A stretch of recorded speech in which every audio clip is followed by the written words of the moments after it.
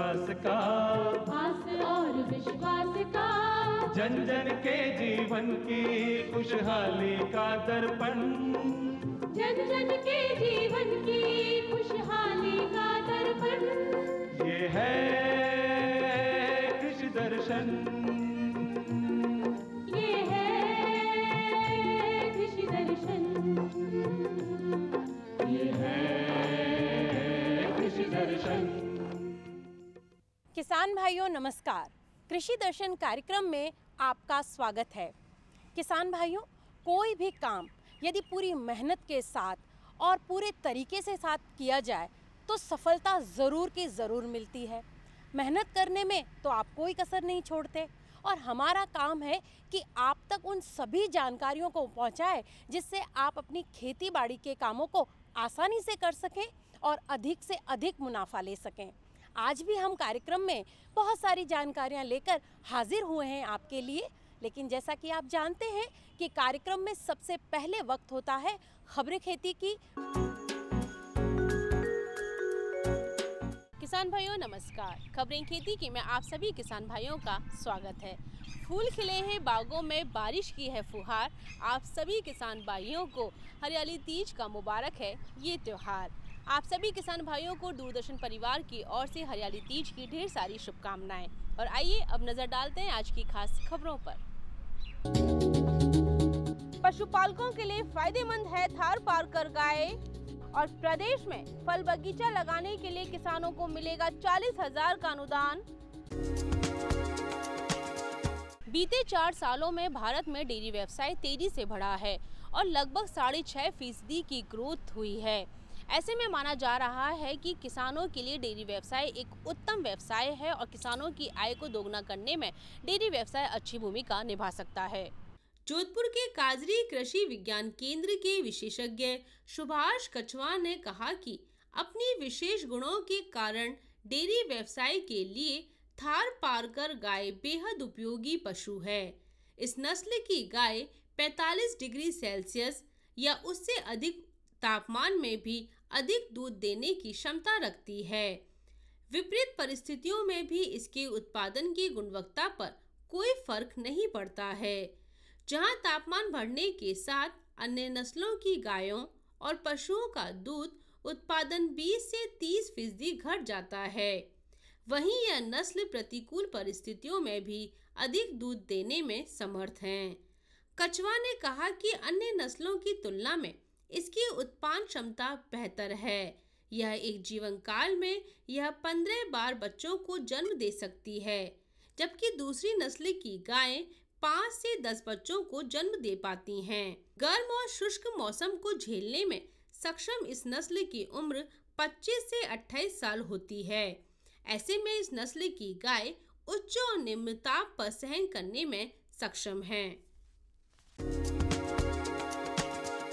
किसानों की आय में वृद्धि करना सभी राज्यों के लिए चुनौती बनता जा रहा है। ऐसी ही चुनौतियों के बीच प्रदेश सरकार ने बागवानी पर फोकस करने का निर्णय लिया है और इसके लिए प्रत्येक वर्ष 10,000 हेक्टेयर क्षेत्र में नए फल बगीचे लगाने का निर्णय लिया है। कृषि एवं उद्यानिकी विभाग के प्रमुख शासन सचिव भास्कर ए सावंत ने कहा कि उद्यानिकी विभाग राज्य में नए फल बगीचों की स्थापना पर विशेष फोकस करेगा। उन्होंने कहा कि किसानों की आय बढ़ाने के लिए हमें बागवानी की ओर रुख करना होगा। इसके लिए किसानों को बागवानी की तरफ आकर्षित करने के लिए सरकार प्रति हेक्टेयर 40,000 रुपये का अनुदान देगी। सावंत ने यह भी कहा कि इसके लिए विभाग प्रत्येक जिले में विशिष्ट फल उत्पादन की संभावना तलाशें और उसी के अनुसार योजना तैयार करें। साथ ही उन्होंने फल बगीचा स्थापना को प्राथमिकता के रूप में लेते हुए हर साल राज्य में 10,000 हेक्टेयर क्षेत्र में नए बगीचे लगाने की कार्य योजना बनाने के निर्देश भी दिए। वहीं बागवानी को बढ़ावा देने के लिए कृषक प्रशिक्षण का कैलेंडर भी तैयार करने और राजहंस इकाई माउंट आबू को अलंकृत बागवानी केंद्र के रूप में विकसित करने के कार्य में तेजी लाने को कहा। किसान भाइयों, खबरें खेती की में आज इतना ही। आप देखते रहिए कृषि दर्शन। नमस्कार। किसान भाइयों, कार्यक्रम में एक बार फिर आपका स्वागत है। जैसा कि कार्यक्रम में हमने आपको बताया कि यह कार्यक्रम बहुत सारी जानकारियों का है, खेतीबाड़ी से जुड़े हुए बहुत सारी पद्धतियों, नवाचारों को आपको बताने का है। तो आज जो हमारे कार्यक्रम का विषय है कि वर्मी कंपोस्ट कैसे बनाया जाए, क्या है इसकी विधि और इसका क्या महत्व है, इस विषय पे बात करने के लिए आज हमने कार्यक्रम में आमंत्रित किया है डॉक्टर प्रतिभा सिंह को। आइए मिलते हैं इनसे। राम राम सा किसान भाइयों, आज हम चर्चा करेंगे वर्मी कंपोस्ट पर।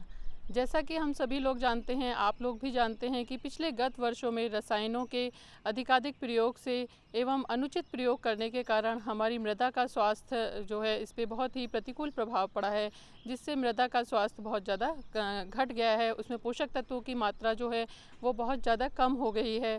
तो किसान भाइयों, ये जो कार्बनिक पदार्थ होता है, ये जो इसमें छोटे छोटे सूक्ष्म जीव जो हमारे कृषि के लिए उपयोगी हैं वो पाए जाते हैं, उनके लिए ये भोजन का कार्य करता है। और जब हम ये कार्बनिक पदार्थ कम हो जाने के कारण क्या हुआ है कि जो सूक्ष्म जीवों की मात्रा हमारी मिट्टी में बहुत कम हो गई है, जिसके कारण हमारी मृदा के स्वास्थ्य भी कम हो गया है। उसमें पोषक तत्वों की उपलब्धता पौधे को प्रॉपर नहीं हो पा रही है। तो जो मृदा स्वास्थ्य है वो आज हमारे लिए इसको मेंटेन करना, इसको बनाए रखना, मृदा की उर्वरा शक्ति को बनाए रखना आज हमारे लिए एक चुनौती का विषय बन गया है। तो इसको बनाए रखने के लिए, मृदा की उर्वरा शक्ति बनाए रखने के लिए, मृदा स्वास्थ्य को सुधारने के लिए सबसे अच्छा जो विकल्प है आज वो हमारे सामने है जैविक खादों का प्रयोग करना। तो किसान भाइयों, जब हम जैविक खाद की बात करते हैं तो हमारे पास कई सारे आज मार्केट में भी और किसान भी कई तरह की जैविक खादों का प्रयोग कर रहे हैं, जैसे कि FYM है और कंपोस्टिंग है। कंपोस्ट भी कई तरह के कंपोस्टिंग करते हैं, जैसे कि नेडअप कंपोस्ट है, वर्मी कंपोस्ट है और भी अन्य कई तरह के कंपोस्ट हैं। और तरल जैविक खाद ये भी किसान अपने खेत पे भी बना रहे हैं और मार्केट में भी उपलब्ध है। तो इन सभी को अगर देखते हुए गुणवत्ता की दृष्टि से या पोषक तत्वों की उपलब्धता को अगर देखेंगे हम, तो इसको देखते हुए वर्मी कंपोस्ट जो है ये बहुत ज़्यादा महत्वपूर्ण है। इसका बहुत अच्छा प्रभाव है और इसमें जो पोषक तत्वों की गुणवत्ता है, उपलब्धता है, वो अन्य जो जैविक खाद उपलब्ध हैं उनके कंपैरिजन में बहुत ज़्यादा है। अगर हम FYM की बात करते हैं तो FYM में जो नाइट्रोजन का जो प्रतिशत है वो 0.5%, 0.5% होता है मात्र। लेकिन जो वर्मी कंपोस्ट है इसमें 1 से 3% तक नाइट्रोजन पाया जाता है। ये डिपेंड करता है कि हमने कौन सा जो उसमें क्रॉप रेजिड्यू है, मतलब जो फसल के अवशेष जो हम यूज़ करते हैं वो किस क्रॉप का है, वो उस पे इसकी मात्रा नाइट्रोजन की निर्भर करती है। तो किसान भाइयों, वर्मी कंपोस्ट जो है ये केंचुआ खाद है। जो केंचुए जो कि किसानों का जिन्हें मित्र कहा जाता है, ये केंचुए हमारे किसानों के लिए बहुत ज़्यादा उपयोगी हैं। अगर हम इनका उपयोग करके एक ऐसी खाद बना सकें जो कि हमारे पौधों के लिए या फसल को और हमारी मिट्टी को भी उपजाऊ बना सके, तो ये बहुत ही अच्छा विकल्प है। किसान भाइयों, इसको बनाने के लिए सबसे पहले हम ये देखेंगे कि स्थान का चुनाव कैसा करना है हमें। जो वर्मी कंपोस्ट हम बनाते हैं इसके लिए हमें छायादार स्थान का चुनाव करते हैं, छायादार स्थान लेते हैं, क्योंकि जो केंचुए होते हैं ये गर्मी को सहन नहीं कर पाते हैं और मर जाते हैं। इसलिए जितना अधिक डार्क कंडीशन होगी, छायादार स्थान हम लेंगे, उतना ही हमारे जो ये खाद बनेगी उसकी गुणवत्ता अच्छी होगी। उसके बाद हम ये देखते हैं कि जो हम इसमें गोबर लेते हैं, जो गाय का गोबर है उसको हम लेंगे, तो वो गोबर जो है उसको हम 15 से 20 दिन पुराना गोबर इसमें इस्तेमाल करते हैं। इसका विशेष ध्यान रखिएगा, क्योंकि गोबर अगर हमारा गर्म होगा या हमने कच्चा गोबर अगर हमने उपयोग कर लिया तो गोबर की गर्मी से जो केंचुए होते हैं वो मर जाते हैं और हमारी जो खाद है वो ठीक से उसका सड़ नहीं पाती है और प्रॉपर नहीं बन पाती है, तो जिससे कि उसकी जो गुणवत्ता है वो उतनी अच्छी नहीं मिल पाती है हमें। तो इसलिए हमेशा जब भी हम गोबर का यूज़ करें तो हम 15 से 20 दिन पुराना गोबर, ठंडा गोबर एक जगह पहले बनाने के पहले एक जगह इकट्ठा कर लेंगे। उसके बाद उसको थोड़ा सा पानी डालेंगे और पानी डाल के उसको थोड़ा ठंडा कर लेंगे। उसके बाद ही हम वर्मी कंपोस्ट के लिए इसको यूज़ करेंगे। किसान भाइयों, जब वर्मी कंपोस्ट हम बनाने की बात करते हैं तो सबसे पहले हमें जो स्थान मैंने जैसे कि अभी आप लोगों को बताया कि छायादार होना चाहिए। उसके बाद हम जैसे भी हमारे पास उपलब्धता हो या किस अपनी आवश्यकता के अनुसार या अपने बजट के अनुसार आप कच्चा फ्लोर या फिर पक्का फ्लोर ले सकते हैं। अगर हम पक्का फ्लोर ले लें तो वो ज़्यादा अच्छा रहेगा, क्योंकि अगर हम मिट्टी में खुले में इसको बनाते हैं तो क्या होता है कि जैसे बारिश आती है या फिर कुछ वैसी मौसम प्रतिकूल मौसम होता है तो उसमें ये जो उसके न्यूट्रिएंट्स वगैरह पोषक तत्व जो हैं वो बह जाते हैं। तो उसको बचाए रखने के लिए, अपनी गुणवत्ता बनाए रखने के लिए हम पक्का फ्लोर यूज़ करते हैं। उसके लिए हम बहुत ज़्यादा उसमें पैसे की आवश्यकता या बहुत ज़्यादा बजट की ज़रूरत नहीं है। एक सिंपल हल्का सा रेत और सीमेंट का वो डाल के और हम उसको बना सकते हैं। उसके बाद हम इस पर मतलब गोबर जो है वो उसकी मोटी परत, मतलब 5 से 6 इंच की मोटी परत हम उस पर बिछाते हैं। गोबर के साथ हम जो फसल के अवशेष हैं उनको भी लेते हैं। तो फसल के अवशेष और गोबर को मिक्स करके पहले हम 15-20 दिन पुराने गोबर के साथ फसल के अवशेषों को छोटा छोटा काट के इसको मिक्स कर लेते हैं और इसकी हम 5 से 6 इंच की लेयर जो है वो बिछा देते हैं, मोटी परत गोबर की। और जो इसकी क्यारी की जो चौड़ाई होती है वो 3 फीट तक रखते हैं और लंबाई जो है वो हम आवश्यकता के अनुसार जितनी भी हमारी जैसे जिस हिसाब से जगह की उपलब्धता है आपके पास उस हिसाब से आप ले सकते हैं। तो लंबाई का कोई विषय नहीं है, बस इसकी जो चौड़ाई है वो 3 फीट तक रखते हैं। इस प्रकार इसलिए जिससे कि हमें जो भी वो है काम करने में आसानी हो। जैसे हमें वर्मी कंपोस्ट को निकालना है या उसको पलटना है तो वो उसकी सुविधा के अनुसार सिर्फ बहुत ज़्यादा चौड़ी हम इसको नहीं रखते हैं। और ऊंचाई जो है वो हम इसको लगभग 1-1.5 फीट तक 50 सेंटीमीटर तक ही रखते हैं। तो इस तरह से हम पहले एक गोबर की लेयर बिछा लेते हैं। उसके बाद फिर हम इसमें जो केंचुए हैं उनको, केंचुए मतलब जो वर्मी कंपोस्ट हमारा बना हुआ है उसमें थोड़े बहुत केंचुए भी रहते हैं, तो वर्मी कल्चर कहा जाता है इसे।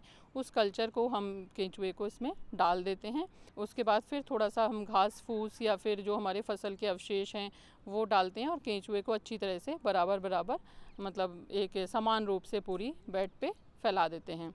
फिर ये केंचुए जो हैं उस फसल उसके साथ मिक्स हो जाते हैं और उसके बाद हम इसे जो पुआली होती है या फिर हमारी फसल के अवशेष हैं उससे हम इसे ढक देते हैं। और अगर हमारे पास यदि हमारे पास जो ये जो कट्टे होते हैं, बोरे होते हैं, जूट के जो बोरे होते हैं उसको भी जो पुराने हमारे हैं जिनका हमें काम नहीं है उनको हम इस पे लगा सकते हैं, उनके उससे ढक देते हैं और इसको हम फिर गीला मतलब पानी का इसमें छिड़काव करते हैं। किसान भाइयों, इस तरह से हम ये इसको बना देते हैं, बेड लगा देते हैं। उसके बाद ये 60 से 70 दिन में तय ये वर्मी कंपोस्ट बन के तैयार होता है। तो इसमें इस बीच में हमें एक चीज़ का विशेष ध्यान रखना है कि जो हम जब बीच में एक बार हमें 30-40 दिन पे जो ये केंचुए पूरा गोबर और केंचुए हैं इनको एक बार मिक्स करना रहता है, पलटाई करते हैं जिससे कि प्रॉपर अच्छे से केंचुए मिक्स हो जाएं और जो खाद है वो नीचे की भी अच्छे से बन जाए। तो किसान भाइयों, इस तरह से हम इसको वर्मी कंपोस्ट को बनाते हैं। इसमें एक बहुत ज़्यादा महत्वपूर्ण बिंदु है जो मैं आपको बताना चाहूँगी। इसमें पानी का जो मात्रा है, जो आर्द्रता होती है, नमी है, वो मेंटेन करना बहुत ज़रूरी है। जो 40 से 60% तक अगर हम इसमें पानी को मेंटेन करते हैं, आर्द्रता रहनी चाहिए। अगर ये हमारे सूख जाएगा तो केंचुए फिर उसमें सरवाइव नहीं कर पाएंगे और वो केंचुए मर जाएंगे, जिससे कि हमारा वर्मी कंपोस्ट बनने का जो प्रोसेस है वो डिले हो जाएगा, लेट हो जाएगा। नमी को मेंटेन करना बहुत ज़्यादा ज़रूरी है। तो किसान भाइयों, इसके महत्व के बारे में आपको बताना चाहूँगी कि ये जो है ये मिट्टी के को में कार्बनिक पदार्थ की मात्रा को तो बढ़ाता ही है। कार्बनिक पदार्थ की मात्रा बढ़ने से क्या होता है कि जो हमारे सूक्ष्म जीव हैं उनकी संख्या मिट्टी में बढ़ जाती है, जिससे पोषक तत्वों की उपलब्धता बढ़ती है और पोषक तत्वों की उपलब्धता बढ़ने से हमारी जो उपज है उसमें भी उसकी गुणवत्ता में सुधार होता है, मतलब हमें अच्छी उपज प्राप्त होती है। और इसके साथ साथ ये मतलब पोषण का कार्य तो करता है, साथ साथ मृदा स्वास्थ्य की जो संरचना है उसको भी बहुत अच्छे से बनाए रखता है, वो संरचना में सुधार करता है और मिट्टी की जल धारण जो क्षमता होती है, जल धारण क्षमता में भी ये सुधार करता है। अगर हम इसका वर्मी कंपोस्ट का सालों तक हम यूज़ करते रहेंगे तो इस तरह से इसकी जल धारण क्षमता भी बढ़ जाएगी और हम अपनी मिट्टी के स्वास्थ्य को भी सुधार सकेंगे। इसके साथ ही हम अगर जो इसमें जो कंटेंट होता है कि इसमें नाइट्रोजन तो 1 से 3% तक होता है, और अब इसको हमें कैसे अप्लाई करना चाहिए, कितना डालना चाहिए, कितनी इसकी डोज है, इसके बारे में बात करते हैं। तो ये 3 से 5 टन प्रति हेक्टेयर की दर से हम इसका इस्तेमाल कर सकते हैं। और रसायनों के साथ भी हम इसका इस्तेमाल कर सकते, मतलब जो भी हमें फसल की बुवाई करनी है उसके 1-1.5 महीने पहले हम अपने खेत में इसका समान रूप से वर्मी कंपोस्ट को डाल दें, और उसके बाद हम मिट्टी में इससे अच्छे से मिक्स हो जाता है। उसके 1-1.5 महीने बाद हम इसकी अपने बुवाई कर सकते हैं फसल की। तो इस तरह से ये वर्मी कंपोस्ट जो है, ये केंचुए की खाद बहुत ही ज़्यादा महत्वपूर्ण है, और हमारी मिट्टी की उपजाऊ उर्वरा शक्ति को मेंटेन करने में और मृदा के स्वास्थ्य को बनाए रखने में इसका बहुत महत्वपूर्ण योगदान है। तो किसान भाइयों, इसको आप लोग भी अपने खेत पे ही बना सकते हैं।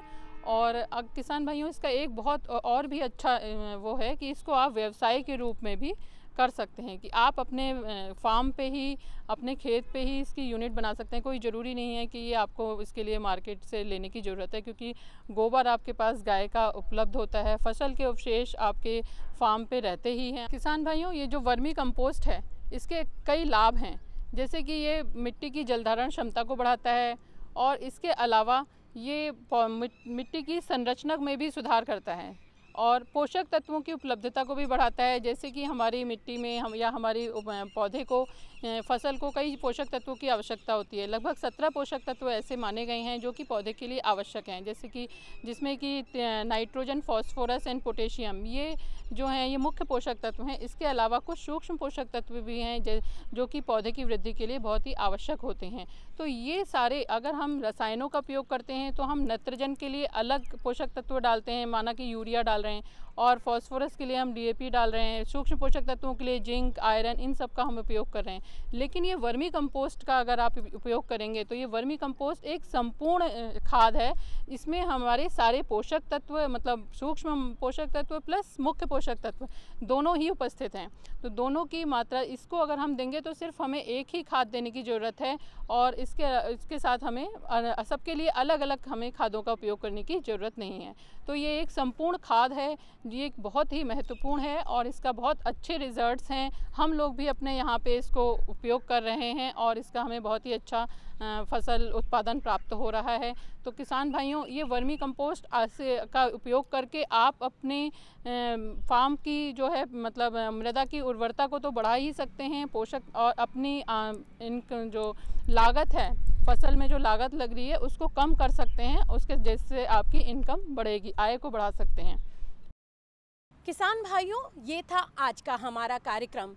हमारे कार्यक्रम में क्या कुछ आप देखना चाहते हैं, क्योंकि हम ये कार्यक्रम आपके लिए बनाते हैं, तो बहुत ज़रूरी है कि उन सभी बातों को हम लेकर आएँ आप तक जिनकी जानकारियों की आपको आवश्यकता है।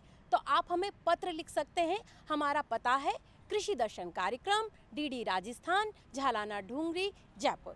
किसान भाइयों, आप हमें ईमेल भी कर सकते हैं। हमारा ईमेल एड्रेस है krishidarshanjaipur@gmail.com। किसान भाइयों, आज कार्यक्रम में इतना ही। हम कल फिर हाजिर होंगे बहुत सारी जानकारियाँ लेकर आपके लिए, लेकिन तब तक के लिए दीजिए हमें विदा। नमस्कार।